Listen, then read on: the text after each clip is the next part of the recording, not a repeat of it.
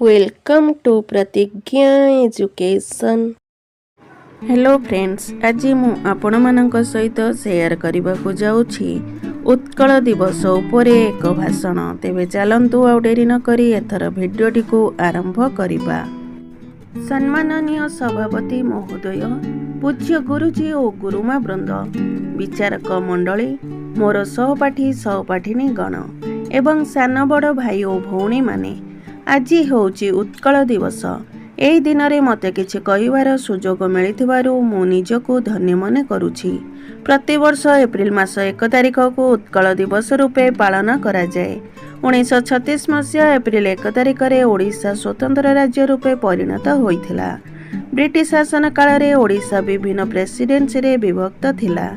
ओडिया माने निजर भाषा और संस्कृति को रक्षा करने को एक अलग राज्य गठन करने पाई दाबी कले। उत्कल गौरव मधुसूदन दास, उत्कलमणि गोपबंधु दास, हरिहर दास, गंगाधर मेहेर, महाराजा कृष्णचंद्र गजपति, पंडित नीलकंठ दास और राधानाथ राय भली अनेक वीर पुरुष एही आंदोलनर दायित्व नेइथिले। दीर्घ संघर्ष एवं प्रयास पर 1936 मसीहा एप्रिल 1 तारिख दिन ओडिशा स्वतंत्र प्रदेश रे परिणत होइथिला। तेबे सेही समय रे आम राज्यर नाम उत्कल थिला। तेणु एही दिनटी को उत्कल दिवस भाव में पालन करा जाए। प्रथमे कटक यार राजधानी थिला। 1949 मसीहा ठारू भुवनेश्वर ओडिशार राजधानी अटे।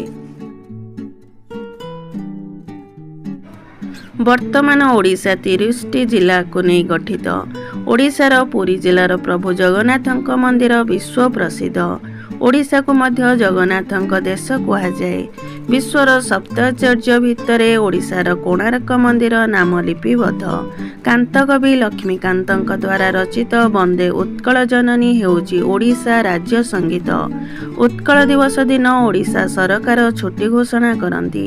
एही दिन ओडिशा गठन करने पाई मुख्य भूमिका ग्रहण करिथिबा बरपुत्र मानंकु श्रद्धांजलि अर्पण करा जाए। एही दिन हमको ओडिशार संस्कृति और ऐतिह्य को मने पकाई दिए। उत्कल दिवस दिन आमे एक उन्नत ओडिशा गठन करने पाई दृढ़ संकल्प नेबा उचित। एतिके कही मोर वक्तव्य शेष करुछि। जय जगन्नाथ, जय ओडिशा। Thanks for watching.